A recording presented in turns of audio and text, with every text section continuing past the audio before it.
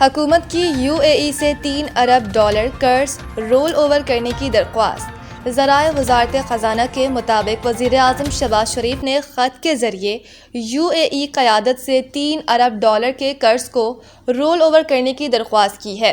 $2 ارب کی میچورٹی رواں ماہ جبکہ $1 ارب کی میچورٹی جولائی میں ہے۔ ذرائع کے مطابق UAE سے حاصل کردہ $3 ارب 2021 میں اسٹیٹ بینک آف پاکستان میں ڈپازٹ کرائے گئے تھے۔ $1 ارب کا قرض جنوری کے دوسرے ہفتے جبکہ $1 ارب کی ایک اور قسط جنوری کے تیسرے ہفتے میں میچور ہو جائے گی۔ وزارت خزانہ کے ذرائع کے مطابق حکومت کی جانب سے $3 ارب کی تینوں اقساط کو میچورٹی سے قبل رول اوور کرنے کی درخواست دی جا رہی ہے اور توقع ہے کہ تینوں اقساط بروقت رول اوور ہو جائیں گی۔ ذرائع کے مطابق IMF کو قرض پروگرام کے دورانیے تک UAE سے رول اوور کی یقین دہانی کرائی گئی ہے۔ رواں مالی سال UAE، سعودی عرب اور چین سے مجموعی طور پر $12 ارب کے قرض رول اوور کیے جائیں گے۔ اسلام آباد کو بھی شنگھائی کی طرز پر ڈیولپ کرنا چاہتے ہیں۔ محسن نقوی۔ وفاقی وزیر داخلہ اور نارکوٹکس کنٹرول محسن نقوی نے شنگھائی کے اربن پلاننگ ہیڈ کوارٹر کا دورہ کیا۔ شنگھائی اربن پلاننگ کی ہیڈ میڈم چن نے وزیر داخلہ محسن نقوی کا استقبال کیا اور شنگھائی شہر کے ماسٹر پلاننگ ڈیولپمنٹ اور سہولتوں کے بارے میں تفصیلی بریفنگ دی۔ وزیر داخلہ محسن نقوی کو شنگھائی میں شہری سہولیات کے ساتھ ترقی کے تیز رفتار نظام کے بارے میں بریف کیا گیا۔ ویڈیوز اور ماڈلز کے ذریعے شنگھائی کے ترقی کے سفر اور ماسٹر پلان کے بارے میں بھی آگاہ کیا گیا۔ محسن نقوی نے شنگھائی کے جدید سہولتوں سے آراستہ اسٹیڈیم کا ماڈل بھی دیکھا اور شنگھائی اربن پلاننگ کے تحت تمام معلومات کو جدید طرز پر یکجا کرنے کے نظام میں گہری دلچسپی کا اظہار کیا اور جدید ٹیکنالوجی پر مبنی نظام کی تعریف کی۔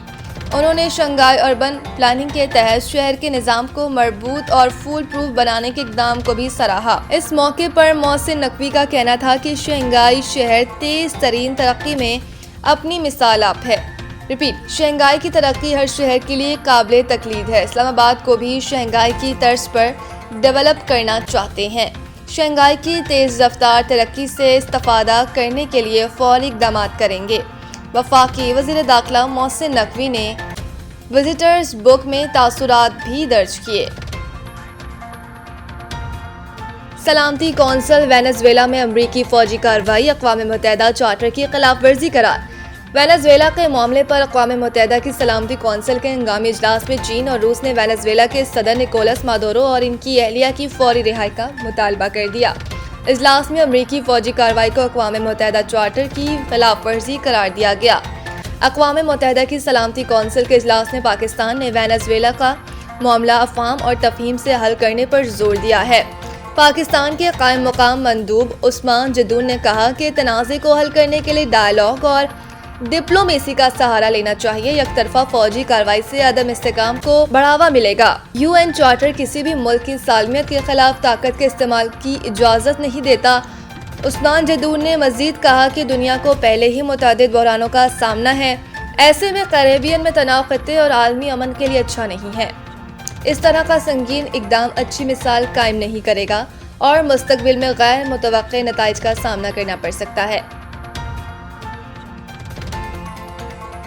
وزیر اعلیٰ کی ترقیاتی منصوبوں میں بالخصوص صاف پانی اسکیم کی بروقت تکمیل کی ہدایت۔ وزیر اعلیٰ پنجاب نے خصوصی اجلاس کی صدارت ہوئے 3 گھنٹے لگاتار Punjab development programme, Lahore development programme, مثالی گاؤں PHA، صاف پانی اور دہائی روڈ منصوبوں پر پیش رفت کی جانچ پڑتال کی۔ وزیر اعلیٰ مریم نواز نے سڑکوں میں کھدائی کے باعث عوام کو ہونے والی تکلیف پر معذرت کرتے ہوئے کہا کہ فلٹر پلانٹ سے متعلق عوامی شکایات موصول ہوئی ہیں، جن کے فوری ازالے کے لیے متاثرہ علاقوں میں واٹر فلٹریشن پلانٹس ترجیحی بنیادوں پر نصب کیے جائیں گے۔ انہوں نے ہدایت دی کہ واٹر بولٹنگ پلانٹس اور واٹر فلٹریشن پلانٹس کی تعمیر و بحالی 30 جون تک مکمل کی جائے۔ ڈیرہ غازی خان، خوشاب رحیم یا خان اور بہاولپور میں عوام کو گھر کی دہلیز پر صاف پانی فراہم کیا جائے گا۔ لاہور کینال کی بھی صفائی جلد مکمل کرنے اور بارش کے بعد پانی کے نکاس کے اہداف پر بھی مقرر کر دیے گئے۔ اجلاس میں بریفنگ دی گئی کہ روڈ بحالی کے 1529 منصوبوں کے تحت 4031 کلومیٹر سڑکوں کی تعمیر و مرمت ہوگی۔ مثالی گاؤں پروجیکٹ کے تحت پنجاب کے 224 دیہات میں کام شروع ہو چکا ہے، جبکہ 459 دیہات میں واٹر سپلائی، چلڈرن پارکس اور اسٹریٹ لائٹس نصب کی جائیں گی۔ منصوبوں کی مؤثر نگرانی کے لیے لائیو ڈیش بورڈ قائم کرنے کی بھی ہدایت دی گئی۔ خیرن پولارڈ کے خلاف جارحانہ رویہ اپنانا مہنگا پڑ گیا، نسیم شاہ پر جرمانہ عائد۔ تفصیلات کے مطابق انہوں نے کیرون پولارڈ کے آؤٹ ہونے کے بعد نامناسب رویہ اختیار کیا، جو ICC ضابطۂ اخلاق کے منافی تھا۔ یہ واقعہ میچ کے 11ویں اوور میں پیش آیا، جب نسیم شاہ کی گیند کو کیرون پولارڈ نے دفاعی انداز میں کھیلا، جس پر پیسر نے گیند اٹھا کر پولارڈ کی جانب مسکرا کر دیکھا۔ بیٹر نے جارحانہ رد عمل دیا اور پھر دونوں میں تلخ کلامی ہوئی۔ نسیم شاہ نے بھی جوابی رد عمل دیا۔